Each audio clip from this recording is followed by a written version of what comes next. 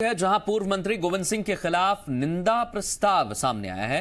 गोविंद सिंह के साथ कई अन्य कांग्रेस नेताओं के खिलाफ भी यह निंदा प्रस्ताव पारित किया गया। मेहगांव उपचुनाव में भीतरघात को लेकर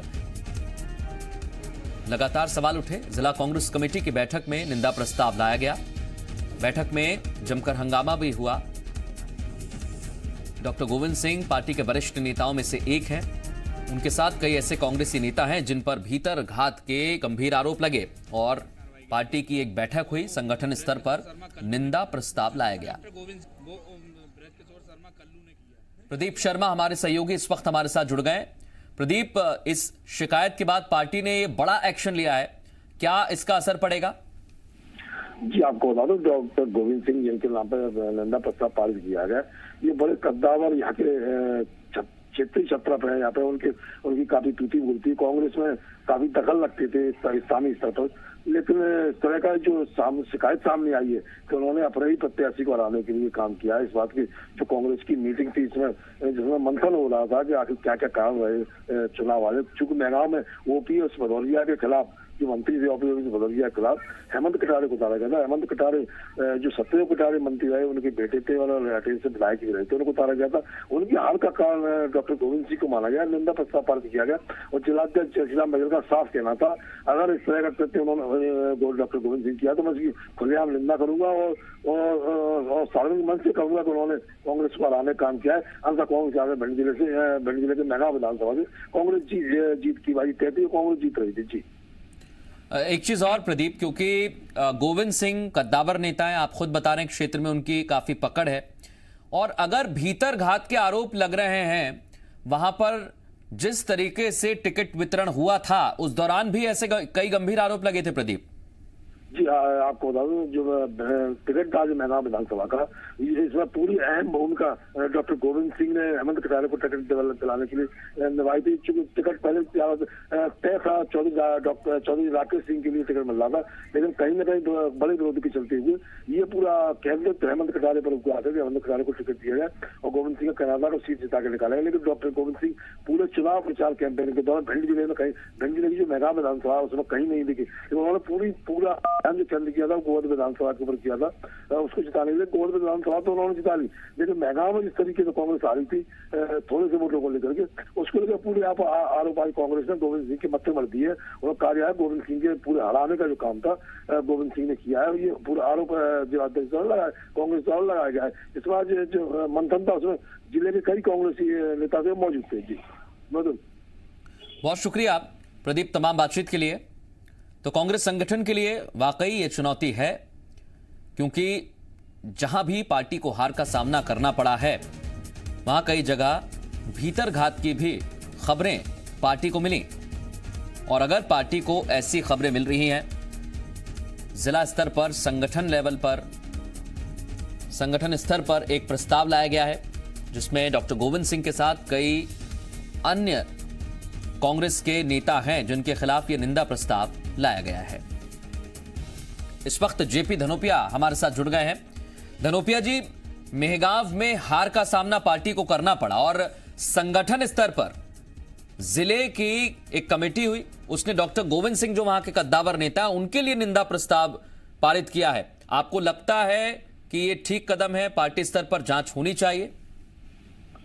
मैं समझता हूँ ये अनुशासनहीनता है, क्योंकि इस तरह से किसी भी वरिष्ठ नेता के बारे में कोई भी ऐसा प्रस्ताव पास करना निश्चित रूप से कांग्रेस संगठन को कमजोर करने वाली बात है। अगर कहीं कोई शिकायत है, कहीं कोई बात है, तो उन्हें प्रदेश कांग्रेस कमेटी को लिख के भेजना चाहिए, प्रदेश अध्यक्ष को लिख के भेजना चाहिए और उसके निर्णय को उन्हें इंतजार करना चाहिए। इस तरह कोई अगर निर्णय हुआ है तो मेरी जानकारी में नहीं है कि कोई निंदा प्रस्ताव पास हुआ है। अगर हुआ है तो गलत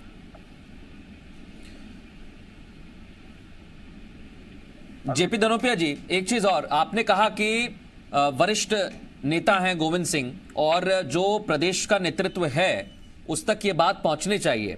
जो हम तक खबर पहुंची है सर, वो ये कि जिला स्तर पर यह कहा गया कि हम नेतृत्व के पास बोलेंगे कि 6 साल के लिए निष्कासित कर दिया जाए गोविंद सिंह को। इसको मैं वही आपसे कह रहा हूँ ना कि ये जो सारी बातें हैं, जनता में आने के पहले संगठन के अंदर उन्हें प्लेटफॉर्म पर उठाना चाहिए, फोरम पर उठाना चाहिए, अध्यक्ष जी से बात करना चाहिए। और इस तरह की बातें निश्चित से कांग्रेस पार्टी के हित में नहीं है। जो लोग इस तरह की कार्रवाइयों को बढ़ावा दे रहे हैं वो कांग्रेस के हित से नहीं हो सकते, ये बात सच है। तनोपिया जी, एक चीज और, क्योंकि आपने बहुत महत्वपूर्ण बात कही कि ये पहले चर्चा का विषय है, पार्टी फोरम पर बात रखनी चाहिए। अगर जिला स्तर पर इस तरह की कोई प्रस्ताव को लाया गया है और शीर्ष नेतृत्व तक ये पहुंचाने की बात कही जा रही है, तो क्या पार्टी अब इसका संज्ञान लेगी? जिला स्तर पर जो संगठन है उनको बातचीत के लिए बुलाया जाएगा या उनसे कोई बातचीत की जाएगी इस मसले पर? देखिए, आपके माध्यम से ही जानकारी प्राप्त हो रही है। जब निश्चित से इसकी जानकारी अधिकृत रूप से आएगी तो इस पर आगे कार्रवाई की जाएगी। आखिर किन परिस्थितियों में इस तरह की उन्होंने मीटिंग करी, किन परिस्थितियों में इस तरह का कार्यक्रम किया है जो कि निश्चित रूप से पार्टी के खिलाफ है, पार्टी की रीति नीति के खिलाफ है, तो कार्रवाई होगी। ये अलग विषय है, लेकिन निश्चित रूप से जांच की जाएगी आखिर ये ऐसी स्थिति क्यों हुई और किसके कहने पर हुई। बिल्कुल धनोपिया जी, आप बने रहिए मेरे साथ। मैं एक छोटा कमेंट, क्योंकि जिला स्तर पर ये कदम उठाया गया है और यहां से बीजेपी ने चुनाव में जीत दर्ज की है। आशीष अग्रवाल इस समय हमारे साथ जुड़े हुए हैं। आशीष जी, जीत आपको मिली, लेकिन कांग्रेस पार्टी के अंदर से, जैसे आपने भी कई लोगों को पार्टी में नोटिस दिया, कांग्रेस के जिला स्तर के संगठन ने डॉक्टर गोविंद सिंह को निष्कासित करने का प्रस्ताव भेजा है ऊपर। देखिए, अगर कोई प्रस्ताव भेजा है तो उस पर कांग्रेस के आला कमान को बड़े ट्रांसपेरेंटली उस पर कार्रवाई करनी चाहिए, तभी संगठन बचेगा। जैसे कांग्रेस का ये टूटने फूटने और बिखरने का सिलसिला नया नहीं है। जब जब सरकारें और सत्ताएं कांग्रेस से छूटती हैं तो इस तरह के वाक्य सामने आते हैं, परंतु होता कुछ नहीं है, क्योंकि कांग्रेस अब तो एक चुनावी मौसम की पार्टी बन के रह गई है। जब चुनाव आते हैं तो सतह पर दिखने लगते हैं, अन्यथा गायब हो जाते हैं। तो मुझे कोई बहुत ज्यादा उम्मीद नहीं है इस तरह की कार्रवाई से। बाद बाकी ये स्पष्ट है कि इस उपचुनावों में जो 4 तरह की कांग्रेस देखी गई थी उसमें से गोविंद सिंह जी गायब थे। एक कांग्रेस तो कमलनाथ की थी, जो गरीबों को नंगा भूखा कहती थी, महिलाओं को आइटम कहती थी और उसके बाद माफी नहीं मांगती थी। दूसरी स्टार प्रचारकों की कांग्रेस थी, जो सोनिया गांधी की, राहुल गांधी की, प्रियंका गांधी की कांग्रेस थी, जो माफी मांगना चाहती थी और प्रचार करने नहीं आई। तीसरी दिग्विजय सिंह की कांग्रेस थी, जो गोविंद सिंह जिसका हिस्सा है और नेता प्रतिपक्ष बनने के लिए बेताब है, वो गायब दिखे।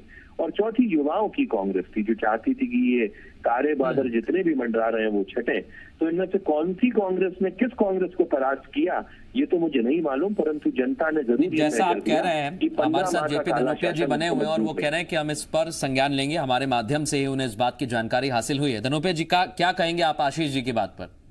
आशीष जी तो कुछ भी बोलने के लिए स्वतंत्र है, उनकी व्याख्याओं के लिए वो जो चाहे बोले, लेकिन मैं इतना जानता हूँ कांग्रेस पार्टी कम से कम जयचंदों की पार्टी नहीं थी, बेईमान भ्रष्ट लोगों की पार्टी नहीं थी, बिके हुए लोगों की पार्टी नहीं थी। कांग्रेस पार्टी कम से कम एक खुददार लोगों की पार्टी थी। निश्चित रूप से जनता का फैसला आया, हमने स्वीकार किया है।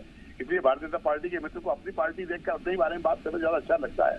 किसी के बारे में ये बोलना है कौन सी कैसी पार्टी थी, वो ये तो वक्त के साथ चलता है। जो जीता भाई सिकंदर, क्योंकि चुनाव में जनता ने आपको विजय दे दी है, तब आपकी भाषा बदल गई है। वरना तो निश्चित रूप से आपकी स्थिति क्या थी, ढूंढने से भारतीय जनता पार्टी के लोग नहीं मिलते थे। लोग गम से गले से निकाल के साइकिल में या गाड़ी की डिक्की में रख लेते थे, भैया कोई पकड़ ना ले। इसलिए मेरा कहना है कि निश्चित वक्त के साथ हल्की बदलती है। तो आपके लिए धन्यवाद कि आप एक चीज और जेपी धनोपिया जी, एक चीज और मेरा सवाल है, क्योंकि आपने देखा होगा सर, टिकट वितरण के दौरान खासकर मेहगांव से ऐसी बातें उठी थी कि टिकट किसी और को दिया जाए। कई आपके पूर्व मंत्री हैं, उनका नाम भी यहां से सामने आया था। आपको लगता है कि वहीं से जो बातें सामने आ रही थी वो अब तक जारी है?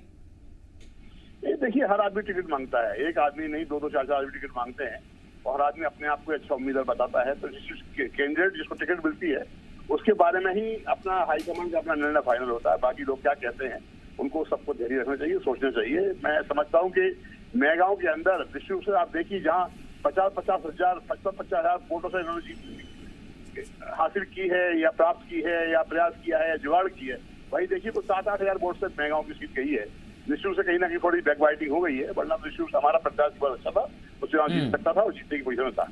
ठीक है, आपका कहना है कि ये पार्टी स्तर की बात है और आप इसकी जांच भी करेंगे, जैसा आपने शुरू में कहा। लेकिन आशीष जी वो कह रहे हैं कि हमारी पार्टी में कम से कम जयचंद तो नहीं है और आपने तो कई लोगों को नोटिस दे दिया है। देखिए, धनोपिया जी मेरे बड़े भाई हैं, बड़े काबिल प्रवक्ता हैं और एक लंबे समय से कांग्रेस का पक्ष बड़ी मजबूती से रखते गए हैं, तो वो अपना काम कर रहे हैं। बाद बाकी संगठनात्मक स्तर पर कौन कितना मजबूत है ये पूरा देश और विश्व जानता है। Bharatiya Janata party cadre based organisation है, कार्यकर्ता और विचारधारा आधारित दल है और ये नेता आधारित है। और जब नेता कमजोर होता है तो उस तरह की बात होती ही है। बाद बाकी भारतीय जनता पार्टी में जो नोटिस दिए गए हैं उन पर कार्रवाई भी होती है और ऐसी चीजें बहुत एक्सेप्शन में देखने को मिलती है। जब वहीं कांग्रेस में ये बड़ा एक साधारण सा विषय है कि एक कांग्रेसी ने दूसरे कांग्रेसी को हराया। दूसरी बात, बात अगर जयचंद ने की है तो प्रामाणिकता और ईमानदारी जनता से होनी चाहिए, और जब संवैधानिकता और नैतिकता दोनों के तहत अब उन जनप्रतिनिधियों ने अपने आप को साबित कर दिया, तो मुझे लगता है कि मेरे बड़े भाई धनोपिया जी को अब इस तरह की शब्दावली उनके लिए नहीं इस्तेमाल करनी चाहिए। बहुत शुक्रिया आशीष जी और धनोपिया जी हमसे बात करने के लिए। राकेश, हमारे सहयोगी प्रदीप भी हमारे साथ जुड़े थे, उनका भी बहुत शुक्रिया।